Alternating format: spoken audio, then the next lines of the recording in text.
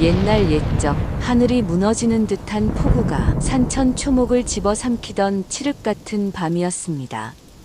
번개가 하늘을 가르고 천둥이 산을 뒤흔들던 그날, 한양에서 가장 권세 높던 박대감의 저택에서는 시퍼런 눈빛의 자객 다섯이 어둠 속으로 말을 몰아 달려나갔지요.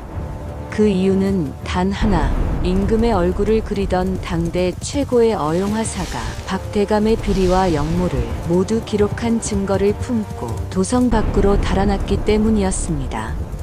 자객들은 비에 젖은 칼자루를 움켜쥔 채 사람의 발길이 끊긴 금기의 산골짜기로 향했습니다. 자객들은 마침내 홀로 도망치던 어용화사를 따라잡았습니다. 그 혼란 속에서 어용화사는 절벽 아래 검은 계곡으로 몸을 던졌고 자객들 앞에 남은 것은 성난 물결 뿐이었습니다. 자객들은 그가 죽었다고 보고했지만 시신은 끝내 발견되지 않았습니다. 그리고 아무도 몰랐지요. 이 밤이 훗날 모든 비극의 씨앗이 될 줄은. 그렇게 20여 년의 세월이 흘렀습니다. 아랑야담에 오신 여러분 환영합니다. 구독과 좋아요 눌러주세요. 오늘의 야담 시작합니다. 한양 도성의 중심부 가장 번화한 거리 한복판에는 붓 한 자루로 천하를 호령하는 젊은 화공이 나타나 세간의 입에 오르내리기 시작했습니다. 사람들은 그를 화공윤이라 불렀으니 화공윤의 붓끝이 한번 스치기만 해도 메마른 종이 위에서 매화 향기가 진동하는 듯하였고 깎아지른 절벽을 그려 넣으면 당장이라도 맹호가 포효하며 튀어나올 것 같은 위험이 서려 있어 도성 사람들은 화공윤을 하늘이 내린 신동이자 조선의 기적이라 칭송하기를 마다하지 않았습니다. 화공윤의 화실 앞에는 이른 새벽부터 그림 한 점을 구하려는 양반들과 대상인들이 줄을 이었으며 화공윤의 그림값은 나날이 치솟아 황소 수십 마리에 달하게 되었지요. 그러나 화공윤은 이러한 명성에 취해 점점 교만해져 갔으니 백성들의 고단한 삶이나 대자연이 품은 깊은 이치에는 눈길조차 주지 않고 오로지 권세가들의 비위를 맞추는 화려한 그림만을 그려대며 주머니를 채우는 데에만 혈안이 되어 있었습니다. 화공윤은 매일같이 도성의 권세가들이 베푸는 호화로운 연회장에 불려다니며 진수성찬을 즐겼고 특히 한양에서 가장 권세 높다는 박대감의 총애를 한 몸에 받으며 으스대기 일쑤였지요. 박대감은 화공윤의 재주를 아껴 거액의 그림값을 아낌없이 쳐주었고 화공윤은 박대감이 어떤 인물인지 알려고도 하지 않은 채 그저 황금빛 후원에만 눈이 멀어 있었으니 이것이 바로 화공윤의 첫 번째 잘못이었습니다. 어느 뼛속까지 시린 겨울밤이었습니다. 매서운 북풍이 문틈을 파고들어 촛불조차 위태롭게 흔들리던 그때 화공윤의 대문 앞에 누더기를 걸친 한 청년이 나타나 머리를 조아리며 간청하기 시작했지요. 청년의 손은 동상에 걸려 진물이 흐르고 있었고 입술은 파랗게 질려 덜덜 떨리고 있었으나 청년은 애절한 목소리로 병든 노모의 마지막 가는 길에 얼굴이라도 남겨두고 싶다며 화공윤에게 그림 한 점만 그려달라고 피눈물로 호소했습니다. 그러나 화공윤은 청년의 딱한 사연을 듣기는커녕 돈도 안 되는 비천한 일에 나의 고귀한 붓을 놀릴 수는 없다라며 차갑게 거절하였고 오히려 청년의 더러운 손이 값비싼 비단 도포에 닿을까봐 하인들을 시켜 청년을 대문 밖으로 내동댕이 치게 했습니다. 청년이 차가운 땅바닥에 쓰러지며 제발 어머니의 마지막 모습만이라도라고 울부짖었으나 화공윤은 대문을 굳게 닫아걸고 뒤돌아보지 않았으니 화공윤의 오만함은 이미 하늘을 찌르고도 남음이 있었던 것입니다. 그날 밤 화공윤은 화실 구석에 산더미처럼 쌓인 황금 괴짝을 바라보며 거만하게 차를 마셨으나 이상하게도 가슴 한구석에는 채워지지 않는 텅 빈 구멍이 점점 커져만 가는 것을 느꼈습니다. 그러던 어느 화창한 장날이었습니다. 도성에서 가장 번화한 저작거리 한복판에서 화공윤이 새로 완성한 거대한 십장생도를 자랑스레 내보이며 사람들의 찬사를 받고 있을 때 어디선가 코끝을 찌르는 지독한 술 냄새와 함께 떼자국이 덕지덕지 묻은 누더기 베옷을 걸친 백발의 사내가 비틀거리며 나타났습니다. 사내의 허리춤에는 낡은 천에 쌓인 무언가가 매달려 있었는데 그 천 사이로 은빛이 번뜩이는 것이 언뜻 보였으나 화공윤은 미처 그것에 주의를 기울이지 못했지요. 백발의 사내는 화공윤의 그림 앞에 우뚝 멈춰 서더니 한참 동안 눈을 가늘게 뜨고 그림을 뚫어지게 쳐다보았고 화공윤이 하인들에게 저 미친 사내를 끌어내라고 명하려는 순간 사내는 돌연 그림을 향해 퇴하고 시커먼 침을 내뱉는 만행을 저질렀습니다. 저작거리가 경악으로 조용해진 가운데 사내는 분노에 가득 찬 화공윤을 향해 나지막하지만 쩌렁쩌렁 울리는 목소리로 말했습니다. 가련하구나. 겉모습만 번지르르 할 뿐 속은 텅 비어버린 죽은 그림이로다. 이 그림에는 흙냄새도 사람의 숨결도 없으니 그저 종이 낭비일 뿐이다. 화공윤이 당장 사내를 관가에 넘기겠다고 소리를 질렀으나 사내는 대꾸 없이 껄껄 웃으며 비틀거리는 걸음으로 군중 사이를 빠져나갔고 사내가 사라진 자리에는 오직 차가운 침 자국만이 화공윤의 자존심을 짓밟고 있었습니다. 그날 밤 화공윤은 침소에 누웠으나 사내의 비웃음 섞인 목소리가 귓가를 맴돌아 도저히 잠을 이룰 수 없었습니다. 분노와 호기심을 참지 못한 화공윤은 결국 등불 하나에 의지한 채 홀로 사내의 뒤를 쫓기로 결심했고 한양의 화려한 불빛을 뒤로하고 어두운 숲길과 질척이는 논길을 지나 도성에서도 멀리 떨어진 변두리, 산짐승이나 드나들 법한 으슥한 골목 끝자락에 당도했습니다. 그곳에는 낡은 석가래가 썩어 문드러지고 지붕의 집단이 여기저기 패여 금방이라도 폭삭 주저앉을 듯 위태로운 초가집 한 채가 있었지요. 화공윤은 초가집 문 앞에서 잠시 망설였으나 이내 자존심이 앞서 문을 발로 차며 안으로 들어갔습니다. 당장이라도 사내의 멱살을 잡고 화공윤의 그림이 왜 죽었다는 것인지 따져 물으려 했으나 막상 방 안에 발을 들여놓는 순간 화공윤은 입을 다물지 못한 채 멍하니 서 있을 수밖에 없었습니다. 코를 찌르는 곰팡내와 여기저기 굴러다니는 낡은 몽당붓들, 그리고 종이 대신 흙바닥에 어지러이 그려진 기묘한 문양들이 화공윤을 압도했기 때문이었지요. 방 한구석 벽에는 정교하지는 않으나 살아 숨쉬는 듯한 생동감이 넘실거리는 그림 하나가 걸려 있었는데 그림 속 아이의 맑은 눈망울이 마치 화공윤의 추악한 내면을 꿰뚫어보는 듯하여 화공윤은 그 자리에서 온몸이 얼어붙는 전율을 느꼈습니다. 화공윤은 그림 속 아이의 미소를 마주한 순간 마치 거대한 파도가 온몸을 집어삼키는 듯한 충격에 휩싸여 그 자리에 돌처럼 굳어버렸습니다. 아이의 눈동자는 너무나 투명하고 맑아서 화공윤이 평생 쌓아온 추악한 오만과 탐욕을 비웃기라도 하는 듯하였고 화공윤은 화공윤의 화려한 그림들이 얼마나 공허하고 가증스러운 것이었는지를 뼈저리게 깨닫기 시작했지요. 그림 속 아이의 눈동자는 마치 당신은 무엇을 위해 붓을 잡습니까? 라고 묻는 듯하였고 화공윤은 그 질문에 대답할 말을 찾지 못해 부르르 떨었습니다. 백발의 사내는 화공윤의 거친 등장에도 아랑곳하지 않고 방 한구석에서 막대기 하나로 흙바닥에 천천히 선을 긋고 있었는데 그 모습이 어찌나 엄숙하면서도 평온하던지 화공유는 자신도 모르게 마른 침을 꿀꺽 삼키며 사내의 손끝만을 뚫어지게 바라보게 되었습니다.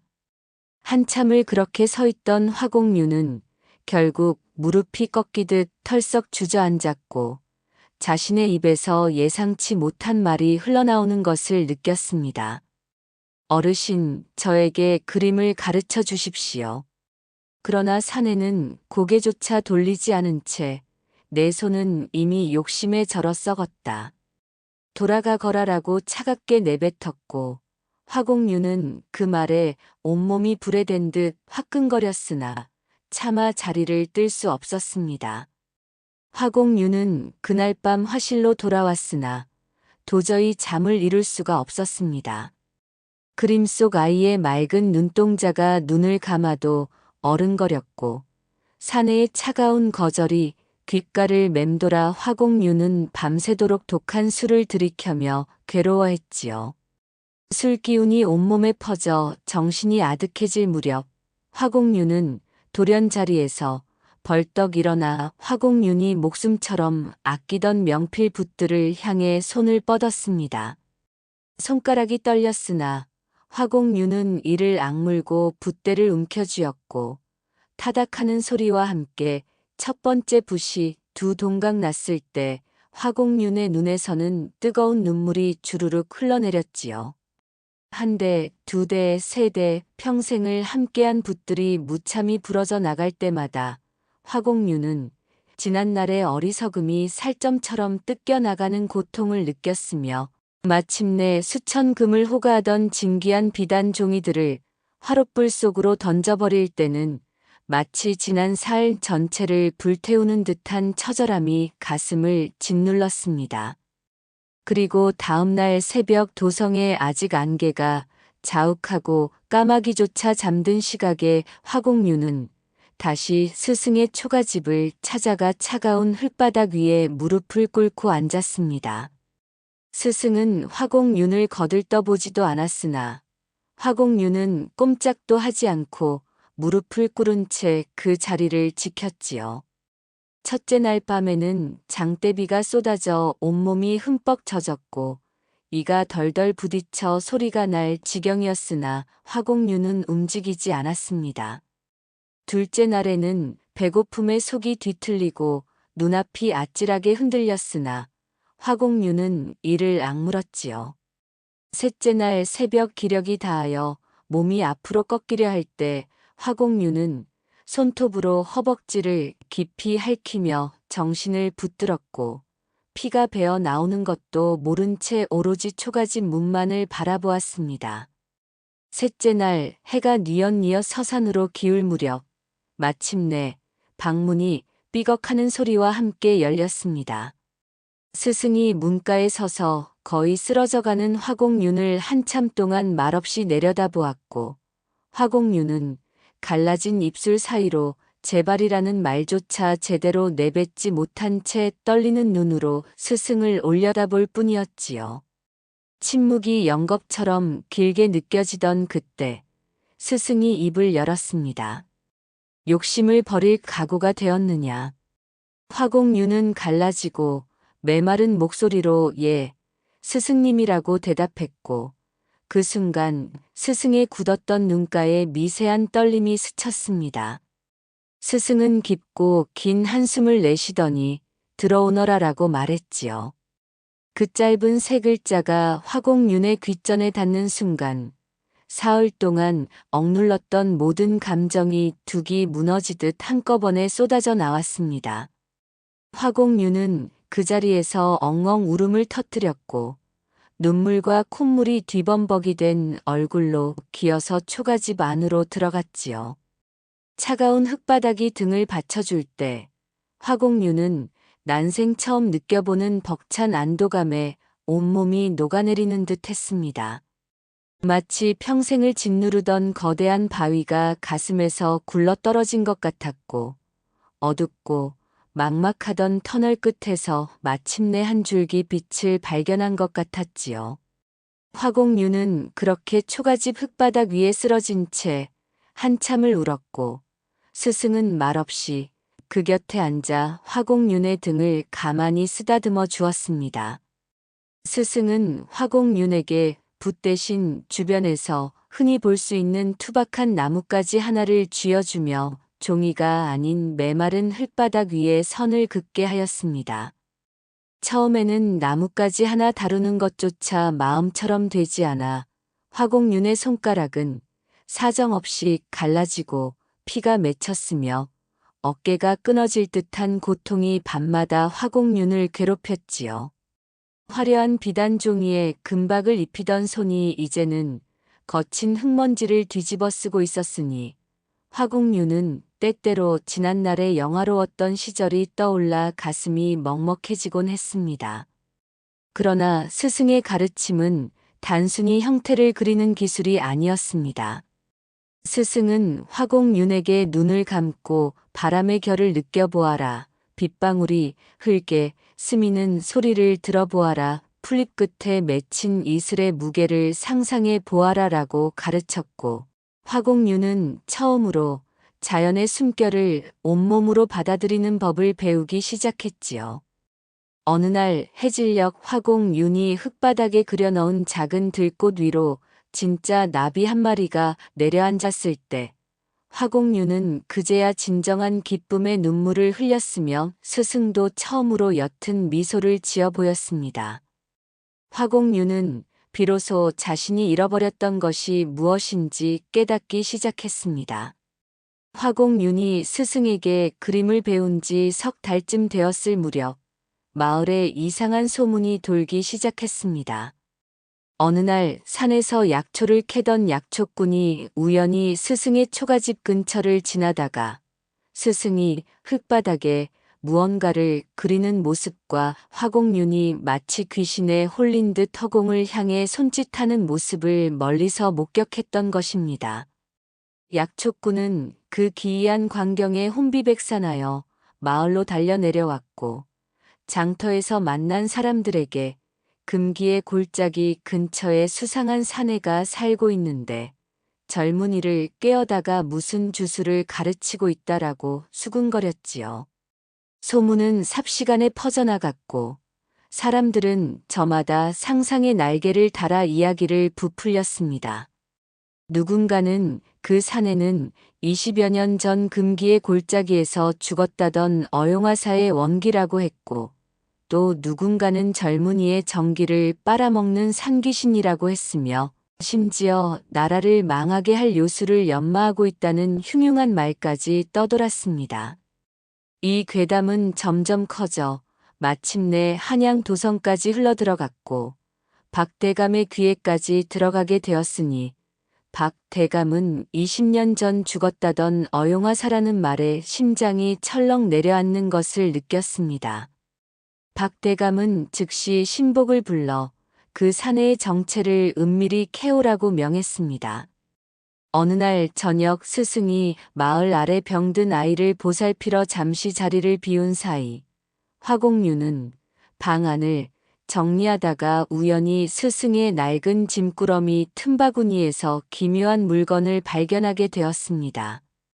그것은 세월의 때가 묻어 빛바랜 비단 보자기였는데 보자기의 한 귀퉁이가 풀려 그 안에서 은빛이 번뜩이는 것이 눈에 들어왔지요. 화공윤은 저작거리에서 스승의 허리춤에서 언뜻 보았던 그 은빛이 떠올랐고 호기심을 참지 못하고 떨리는 손으로 보자기를 펼쳤습니다. 보자기 안에는 왕실의 정교한 용 문양이 새겨진 은비녀 하나가 고요하게 잠들어 있었습니다. 화공윤은 평생을 비천하게 살았던 스승이 어째서 이런 고귀한 물건을 숨기고 있는지 의아했으나 스승이 돌아올 시간이 되어 서둘러 보자기를 원래대로 묶어두었지요. 그날 밤 화공윤은 잠을 이루지 못한 채 뒤척였고 스승의 정체에 대한 의문이 가슴속에서 독버섯처럼 자라났습니다. 스승님은 대체 어떤 분이신가? 왜 이런 누추한 곳에서 숨어 사시는가? 저 은비녀에 새겨진 용 문양은 무엇을 의미하는가? 화공윤의 호기심은 점점 걷잡을 수 없는 욕망으로 변해가고 있었습니다. 어느 삭풍이 매섭게 몰아치던 밤이었습니다. 스승이 다시 마을로 내려간 사이 화공윤은 끝내 호기심을 이기지 못하고 스승의 짐꾸러리를 향해 손을 뻗었습니다. 조심스레 비단 매듭을 풀자 은비녀 외에도 예상치 못한 물건들이 쏟아져 나왔으니 왕실의 인장이 찍힌 은밀한 서신과 검붉은 피로 얼룩진 낡은 관복 조각이 바닥에 흩어졌지요. 화공윤은 떨리는 손으로 서신을 펼쳐 읽었고 그 내용에 숨이 멎는 듯한 충격을 받았습니다. 서신에는 20여 년 전 당시 권세를 휘두르던 박대감이 영모를 꾀하며 저지른 온갖 추악한 비리가 낱낱이 기록되어 있었고 그 사실을 화폭에 담아 임금에게 고발하려던 어용화사가 누명을 쓰고 쫓기게 되었다는 내용이 적혀 있었습니다. 그리고 어용화사의 아내와 어린 자식들이 자객들의 칼에 목숨을 잃었다는 참혹한 사연이 피눈물처럼 글자마다 배어 있었지요. 화공윤은 그제야 스승이 바로 그 어용화사였음을, 그리고 피 묻은 관복이 억울하게 죽어간 가족들의 유일한 유품임을 깨달았습니다. 화공윤의 손에서 서신이 바닥으로 떨어졌고 방 안에는 무거운 침묵만이 내려앉았습니다. 방 안의 무거운 침묵을 깨고 거센 산바람이 문을 덜컥이며 밀어젖혔을 때 어느새 돌아온 스승이 문가에 서서 서릿발보다 차가운 눈빛으로 화공윤을 내려다보고 있었습니다. 화공윤은 손에 쥔 서신이 천근만근처럼 무거워지는 것을 느꼈고 바닥에 흩어진 피 묻은 관복이 마치 자신을 고발하는 증거처럼 시뻘겋게 빛나고 있었지요. 화공윤은 황급히 그것들을 거두려 했으나 손가락이 덜덜 떨려 제대로 잡히지 않았고 스승은 이미 모든 것을 알아차렸다는 듯 한참 동안 아무 말 없이 화공윤을 응시했습니다. 그 침묵이 얼마나 길고 무거웠던지 화공윤은 차라리 스승이 호통을 치거나 매를 드는 것이 나을 것 같았지요. 화공윤은 스승의 신뢰를 저버렸다는 죄책감에 고개를 들 수 없었고 죄송합니다. 스승님이라는 말만 앵무새처럼 되풀이하며 머리를 조아렸습니다. 스승은 긴 침묵 끝에 깊은 한숨을 내쉬며 천천히 방 안으로 들어왔습니다. 스승의 발걸음은 유난히 무거웠고 마치 수십 년의 세월을 한 걸음 한 걸음에 담아 옮기는 듯 했지요. 스승은 바닥에 주저앉아 피 묻은 관복을 조심스레 집어들었고 마치 갓난아이를 품에 안듯 가슴에 끌어안았습니다. 스승의 거칠고 주름진 손이 피 얼룩 위를 쓸어내릴 때 화공윤은 그 손끝이 미세하게 떨리고 있음을 보았지요. 이것이 내 아내의 피이다. 스승의 목소리는 낮았으나 방 안 공기를 얼어붙게 했습니다. 그리고 이것이 내 아이들의 피이다. 큰애는 겨우 6살이었고 작은애는 돌도 채 지나지 않았더라. 스승의 눈가에 눈물이 고이는 것을 화공윤은 처음 보았습니다. 그 눈물은 흐르지 않았으나 20여 년 동안 굳어버린 한이 녹아내리는 듯 아릿하게 번들거렸지요. 스승은 화공윤에게 그 포구 치던 밤의 일을 들려주기 시작했습니다. 자신이 임금의 얼굴을 그리던 당대 제1의 어용화사였다는 것, 박대감의 영모와 비리를 낱낱이 화폭에 담아 임금에게 고발하려 했다는 것, 그러나 그 사실이 새어나가 하룻밤 사이에 역적의 누명을 쓰게 되었다는 것을. 스승은 금기의 골짜기에서 자객들의 칼을 피해 죽음을 면했으나 도성으로 돌아왔을 때 이미 집은 불에 타 잿더미가 되어 있었고 아내와 아이들은 차마 입에 담지 못할 모습으로 변해 있었다고 했습니다. 큰애가 마지막으로 그린 그림이 있었다. 스승의 목소리가 처음으로 갈라졌습니다. 아비와 어미 그리고 자기와 동생이 손을 잡고 있는 그림이었지. 그 그림마저 제가 되어 바람에 흩어지는 것을 보며 나는 그 자리에서 죽고 싶었다. 스승은 한참 동안 말을 잇지 못했고 방 안에는 오직 바람 소리만이 구슬프게 울었지요. 화공유는 스승이 짊어진 삶의 무게가 얼마나 무거운 것인지 비로소 깨달았으며 자신의 하찮은 오만과 탐욕이 얼마나 부끄러운 것인지 온몸으로 느꼈습니다.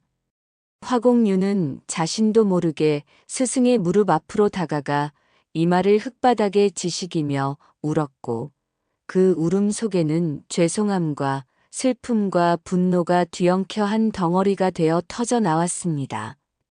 바로 그 무렵 한양에서는 박대감의 신복이 스승의 정체를 캐기 위해 변두리 마을 곳곳을 수소문하고 다니고 있었습니다. 신복은 얼굴에 흉터가 가득한 사내였으니 한때 사람의 목을 베는 일을 업으로 삼았던 자로서 박대감의 어둠의 일을 전담하는 그림자와 같은 존재였지요. 신복은 장터마다 돌아다니며 술집과 주막을 뒤졌고 마침내 술에 취해 비틀거리는 약초꾼을 붙잡아 후미진 골목으로 끌고 갔습니다. 신복이 품에서 번쩍이는 은전 한 줌을 꺼내 보이자 약초꾼의 눈이 휘둥그레졌고 금기의 골짜기 근처에 산다는 사내에 대해 아는 대로 불어라는 협박에 약초꾼은 거에게 돈에 눈이 멀어 스승의 초가집 위치를 상세히 불어버리고 말았습니다. 신복은 급히 말을 몰아 한양으로 돌아갔고 박대감의 사저에 당도하여 탐문한 내용을 낱낱이 보고했습니다. 그 사내의 허리춤에 은빛 물건이 있었다 합니다. 낡은 천에 쌓여 있어 정확히는 모르겠으나 언뜻 보기에 비녀처럼 생겼다고 합니다. 그 말을 듣는 순간 박대감의 얼굴이 흙빛으로 변했습니다. 손에 들고 있던 술잔이 바닥에 떨어져 산산조각 났으나 박대감은 그것조차 알아차리지 못한 채 벌떡 자리에서 일어났지요. 20여 년 동안 박대감을 괴롭히던 악몽 잠들 때마다 찾아와 목을 조르던 그 공포가 마침내 현실이 되어 나타난 것이었습니다. 박대감은 이를 갈며 생각에 잠겼습니다. 죽었다고 믿었던 어용화사가 살아있다면, 그리고 그 증거를 아직 품고 있다면 자신의 파멸은 시간 문제였지요.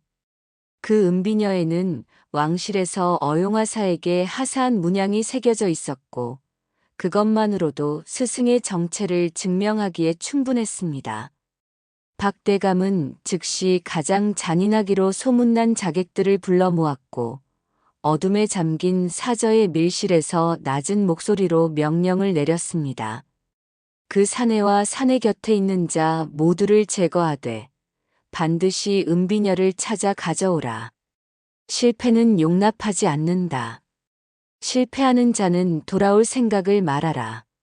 자객들은 어둠을 틈타 도성을 빠져나갔고 달빛도 없는 검은 밤을 뚫고 마을을 향해 말을 몰기 시작했습니다. 그 시각 스승의 초가집에서는 화공윤이 이상한 불안감에 사로잡혀 밤잠을 설치고 있었습니다. 꿈에서 시뻘건 불길이 하늘을 뒤덮는 것을 보았고 어디선가 비명소리가 들려오는 듯하여 몇 번이나 깨어 주위를 살폈지요.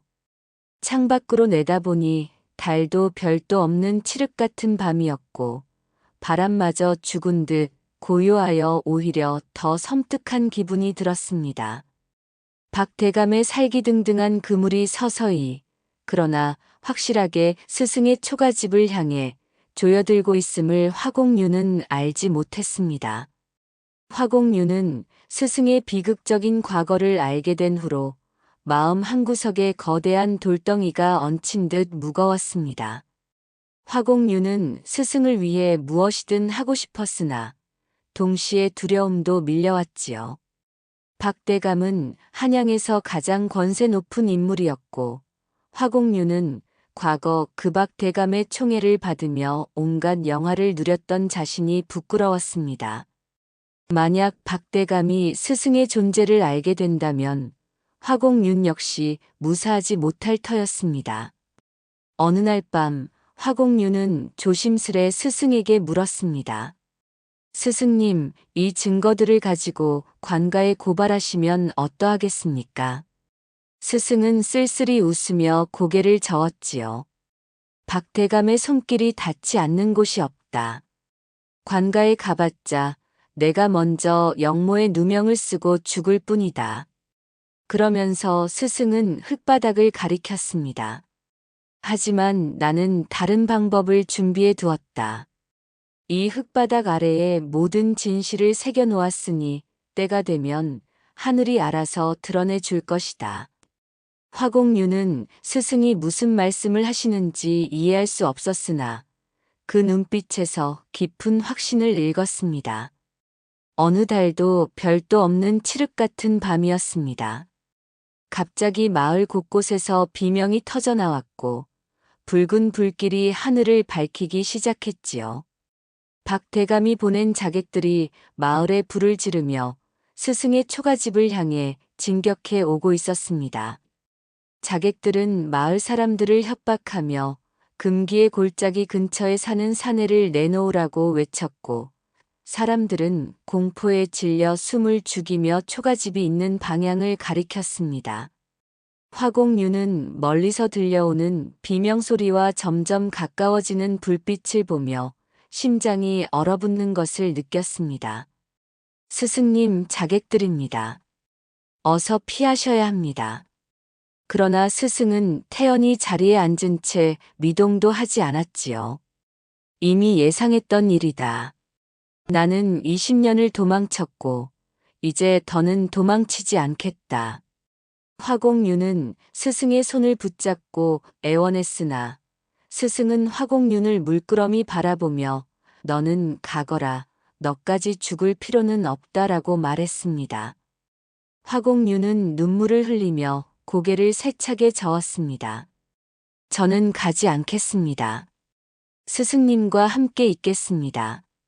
초가집 밖에서 자객들의 발소리가 점점 가까워지고 있었습니다. 자객들이 초가집을 에워싸고 문을 발로 차 부수며 들이닥쳤을 때 스승은 방 한가운데 의연하게 앉아 있었고 화공유는 스승 앞을 가로막고 서 있었습니다.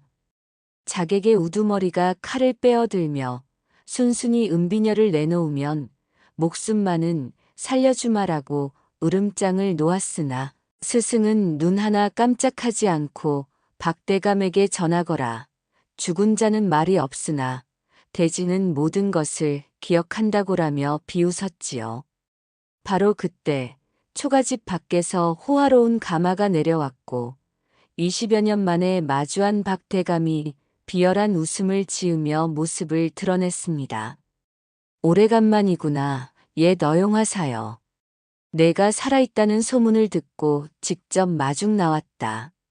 박대감은 화공윤을 보더니 오, 천하제일 화공이라던 자가 여기서 무엇을 하고 있느냐. 내가 그리 아끼던 후원자를 잊었더냐라며 조롱했습니다. 화공윤은 과거 박대감의 총애를 받던 자신이 치욕스러웠으나 이를 악물고 스승 앞을 지켰습니다.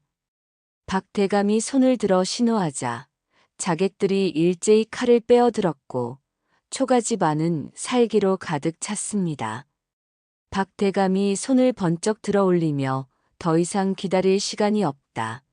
둘 다 처리하라고 명하는 순간 모든 것이 느리게 흘러가는 듯 했습니다. 자객 한 명이 번개같이 앞으로 튀어나왔고 그 손에 들린 칼날이 촛불에 반사되어 시퍼렇게 번들거렸지요. 칼날은 스승 앞을 막아선 화공윤의 가슴을 향해 일직선으로 날아들었고 화공윤은 눈을 질끈 감으며 이것이 마지막이구나 하는 생각에 온몸이 굳어버렸습니다. 차가운 쇳덩이가 살을 파고드는 고통을 기다렸으나 예상했던 것은 오지 않았습니다. 대신 들려온 것은 둔탁한 소리, 그리고 누군가의 거친 신음이었습니다. 화공윤이 눈을 떴을 때 스승이 화공윤의 몸을 온몸으로 감싸 안은 채 등으로 칼날을 받아내고 있었습니다. 칼은 스승의 등을 깊숙이 관통했고 칼끝이 스승의 가슴 쪽으로 삐죽 튀어나와 있었지요. 스승님.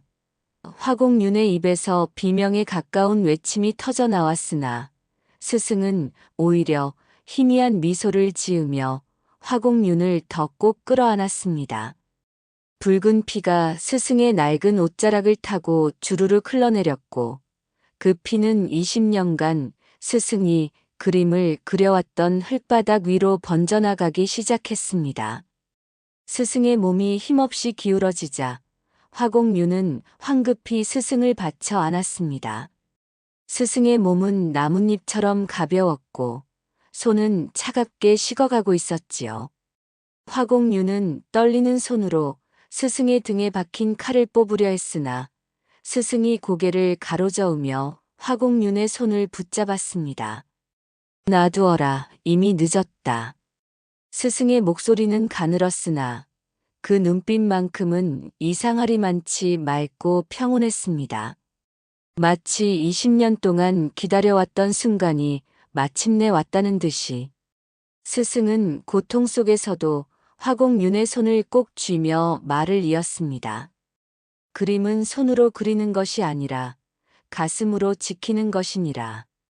내가 배운 것은 기술이 아니라 마음이다. 그 마음을 잊지 말거라. 화공윤은 눈물이 앞을 가려 스승의 얼굴이 제대로 보이지 않았고 목이 메어 대답조차 할 수 없었지요.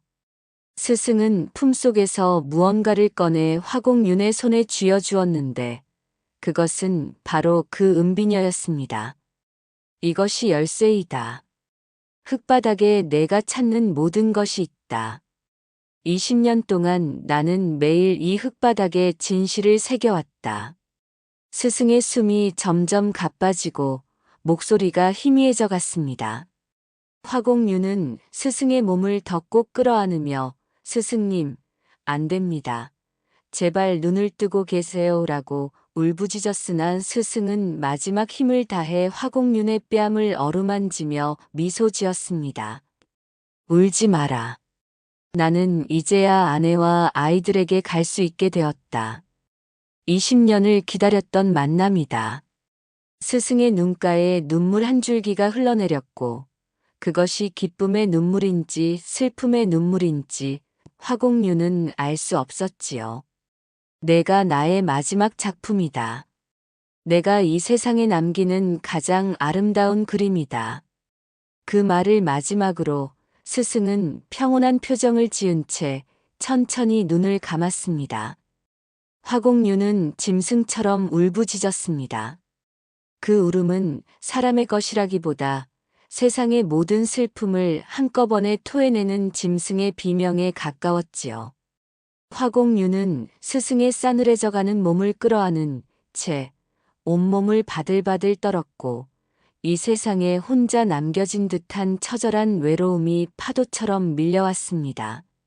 스승은 떠났습니다. 그림을 가르쳐준 스승이, 삶의 의미를 가르쳐준 스승이, 그리고 자신의 목숨을 대신해 칼날을 받아준 스승이 이제 차갑게 식어가는 주검이 되어 화공윤의 품에 안겨 있었습니다. 흙바닥 위로 번진 핏자국은 마치 스승이 남긴 마지막 그림처럼 보였고 화공윤은 그 핏자국 위에 자신의 눈물을 쏟아부었습니다. 박대감은 코웃음을 치며 말했습니다. 쓸데없는 짓이었군. 어차피 죽을 목숨 조금 일찍 갔을 뿐이지. 자, 이제 은비녀를 찾아라. 자객들이 방 안을 뒤지기 시작했고 화공윤의 눈앞은 분노와 슬픔으로 붉게 물들었습니다. 화공윤은 품속에 꼭 쥔 은비녀를 느끼며 스승의 마지막 말을 되새겼습니다. 흙바닥에 모든 것이 있다. 화공윤은 슬픔을 삼키며 천천히 고개를 들었고 흐릿한 시야 속에서 스승이 매일 그리던 기묘한 문양들이 눈에 들어왔습니다. 화공윤은 눈물로 앞이 흐릿해진 가운데서도 스승이 마지막으로 남긴 말을 떠올렸습니다. 은비녀가 열쇠이다. 흙바닥에 모든 것이 있다. 화공유는 품에서 은비녀를 꺼내 들었고 스승이 매일 흙바닥에 그리던 기묘한 문양들이 눈에 들어왔지요. 문양의 한가운데에는 비녀 끝이 들어갈 만한 작은 홈이 파여 있었습니다. 화공유는 떨리는 손으로 그 홈에 은비녀를 꽂아 넣었습니다. 그 순간 흙바닥이 갈라지며 그 아래 숨겨져 있던 석판 하나가 모습을 드러냈습니다. 석판 위에는 박대감이 20여 년간 저질러온 모든 비리와 역모의 증거가 스승의 세밀한 필치로 새겨져 있었으니 스승은 20년 동안 매일 흙바닥에 그림을 그리며 그 아래 대지 자체를 세상에서 가장 안전한 증거 보관함으로 만들어 왔던 것입니다.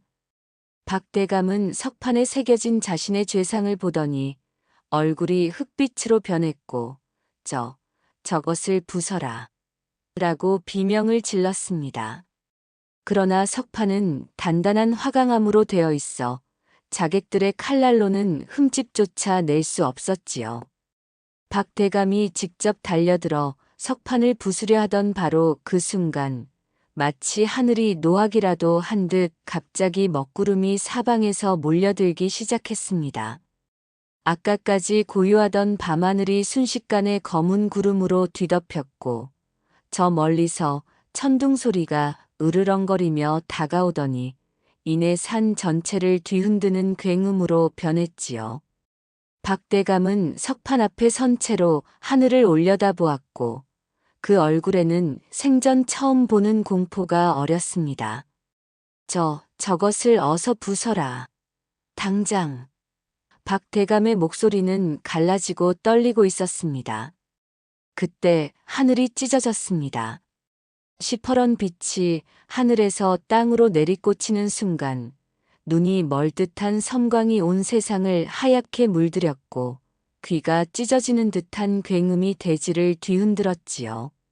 번개는 박대감이 서 있던 바로 옆 초가집의 썩은 기둥을 정통으로 때렸습니다. 기둥이 폭발하듯 갈라졌고 그 충격으로 지붕 전체가 한쪽으로 기울어지기 시작했습니다. 박대감은 비명을 지를 틈도 없이 무너져 내리는 기둥과 지붕 잔해 아래 깔려버렸고 먼지가 피어오르는 잔해 더미 사이로 박대감의 손 하나만이 삐죽 튀어나와 허공을 움켜쥐다가 이내 축 늘어졌습니다. 자객들은 그 광경을 보며 얼어붙었습니다. 하늘이 직접 내린 심판 앞에 인간의 칼날 따위는 아무런 소용이 없었지요. 자객의 우두머리가 도망쳐라 라고 외치는 순간 자객들은 칼을 내던지고 앞다투어 어둠 속으로 뿔뿔이 흩어져 도망치기 시작했습니다. 그들의 등 뒤로 연이어 번개가 내리꽂혔고 그것은 마치 하늘이 도망치는 자들을 쫓아가며 심판을 내리는 듯 했지요. 불과 몇 숨 사이에 초가집 앞마당에는 화공윤과 스승의 주검만이 남았고 억수같이 쏟아지는 빗줄기가 모든 것을 씻어내기 시작했습니다. 화공윤은 쏟아지는 빗줄기 속에서 쓰러진 스승의 몸을 끌어안은 채 한참을 울었습니다. 빗물과 눈물이 뒤섞여 얼굴을 타고 흘러내렸고 스승의 싸늘한 몸에서는 이제 더 이상 온기가 느껴지지 않았지요. 그러나 이상하게도 박대감이 무너지는 것을 보았을 때 화공윤의 가슴 속에서 무언가가 풀리는 것을 느꼈습니다. 스승을 죽인 자가 하늘의 심판을 받았습니다. 20년간 스승을 괴롭힌 악몽이 마침내 끝났습니다. 그 깨달음이 화공윤의 가슴 속에 퍼져나갈 때 처절한 슬픔 속에서도 묘한 해방감이 번지는 것을 느꼈지요. 스승의 얼굴은 고통이 사라지고 평온했습니다. 굳게 담은 입가에는 잔잔한 미소가 떠올라 있었고 마치 20년간 짊어져 왔던 모든 한이 마침내 풀린 듯 편안해 보였지요. 화공윤은 스승의 눈을 닫아들이며 낮게 읊조렸습니다. 스승님, 이제 편히 쉬십시오. 20년간 기다리셨던 가족들이 저 하늘에서 스승님을 기다리고 있을 것입니다. 이 제자가 스승님의 뜻을 세상에 전하겠습니다. 스승님이 남기신 진실은 결코 묻히지 않을 것입니다. 화공유는 스승의 이마에 입을 맞추었고 그 순간 빗줄기 사이로 한 줄기 따스한 바람이 불어왔습니다. 마치 스승이 화공윤의 맹세를 들었다는 듯이 비가 그치고 먹구름이 걷히기 시작했습니다. 동쪽 하늘에서 붉은 여명이 서서히 떠오르고 있었고 그 빛은 스승의 피로 물든 흙바닥 위에 부드럽게 내려앉았지요. 화공유는 그 빛을 바라보며 천천히 자리에서 일어났습니다. 온몸은 비에 젖어 무거웠으나 가슴속은 이상하게 가벼웠습니다. 스승은 떠났으나 홀로 남겨진 것이 아니었습니다. 스승의 가르침이, 스승의 뜻이, 스승의 사랑이 화공윤의 가슴 속에 영원히 남아 있었지요. 화공윤은 새벽빛을 향해 한 발 내디디며 새로운 삶을 다짐했습니다. 수해의 시간이 물처럼 흘러갔습니다. 한양 도성에서는 박대감의 모든 죄상이 세상에 드러나 가문이 몰락했고 일족은 뿔뿔이 흩어져 거지처럼 떠돌게 되었지요. 억울하게 죽어간 어용화사의 아내와 아이들은 뒤늦게나마 명예를 회복하게 되었고 임금은 친히 제문을 지어 그들의 넋을 위로했습니다. 어용화사의 이름은 다시 역사에 기록되었으며 그의 그림들은 보물로 지정되어 후세의 길이 전해지게 되었지요. 한편 천하제일 화공이라 불리던 유는 사람들의 기억 속에서 완전히 잊혀졌습니다. 그를 아는 자는 아무도 없었고 그의 이름을 부르는 자도 없었지요. 그러나 어느 변두리 장터 한 구석에는 누더기를 걸친 한 사내가 아이들에게 둘러싸여 세상 누구보다 환하게 웃고 있었습니다. 사내의 얼굴에는 세월의 주름이 깊이 패여 있었으나 그 눈빛만큼은 맑은 샘물처럼 투명하게 빛나고 있었지요. 사내의 손에는 비단 종이도 값비싼 붓도 없었고 오로지 길가에 굴러다니는 투박한 나무 막대기 하나만이 쥐어져 있었습니다. 화공윤이 메마른 흙바닥 위에 부드러운 선을 그을 때마다 신기하게도 대지에 생동하는 기운이 아지랑이처럼 피어올랐고 그 선이 모여 꽃이 되고 새가 되고 산이 될 때 아이들은 눈을 반짝이며 탄성을 질렀지요. 아저씨, 진짜 나비가 날아갈 것 같아요. 아이 하나가 소리쳤고 화공유는 호탕하게 웃으며 아이의 머리를 쓰다듬어 주었습니다. 그림은 보는 것이 아니라 느끼는 것이란다. 내 마음속에서 나비가 날아간다면 그것이 바로 진짜 나비인 거야. 지나가던 선비 하나가 그 광경을 보고 멈춰 섰습니다. 선비는 화공윤이 흙바닥에 그린 산수화를 한참 동안 넋을 잃고 바라보더니 고개를 갸웃거리며 물었지요. 실례지만 이렇게 뛰어난 재주를 가지고 왜 비천한 흙바닥에 그림을 그리시오? 비단 종이에 그려 권세가에게 팔면 큰 돈을 벌 텐데. 화공유는 선비를 바라보며 맑은 샘물 같은 미소를 지어 보였습니다. 버린 것이 아니라 이제야 진짜 세상을 담는 중입니다. 예전에 저는 비단 위에 그림을 그렸으나 그것은 죽은 그림이었지요. 지금의 저는 대지 위에 그림을 그리고 바람이 불면 흩어지지만 그 순간만큼은 온 세상이 살아 숨쉽니다. 선비는 고개를 끄덕이다가 화공윤의 허리춤에 매달린 무언가를 발견했습니다. 낡은 천에 쌓인 그것에서 은빛이 어렴풋이 비쳤고 선비가 그것이 무엇이냐고 묻자 화공윤은 잠시 먼 하늘을 바라보았지요. 저에게 진짜 그림을 가르쳐 주신 분의 유품입니다. 제 스승님은 돌아가셨지만 이 은비녀 속에 스승님의 가르침이 영원히 살아 있습니다. 화공유는 은비녀를 꺼내 햇살에 비추었고 그 은빛은 따스하게 반짝이며 마치 스승의 미소처럼 화공윤의 얼굴을 감싸 안았습니다. 바람이 불어왔습니다. 화공윤이 흙바닥에 그린 그림들이 흙먼지와 함께 흩어지기 시작했고 아이들은 아쉬운 듯 탄식했지요. 그러나 화공윤은 웃으며 말했습니다. 괜찮다, 내일 또 그리면 되지. 그림은 영원히 남기는 것이 아니라 그 순간을 함께 나누는 것이란다. 아이들은 화공윤의 말을 완전히 이해하지는 못했으나 왠지 모르게 마음이 따뜻해지는 것을 느꼈습니다.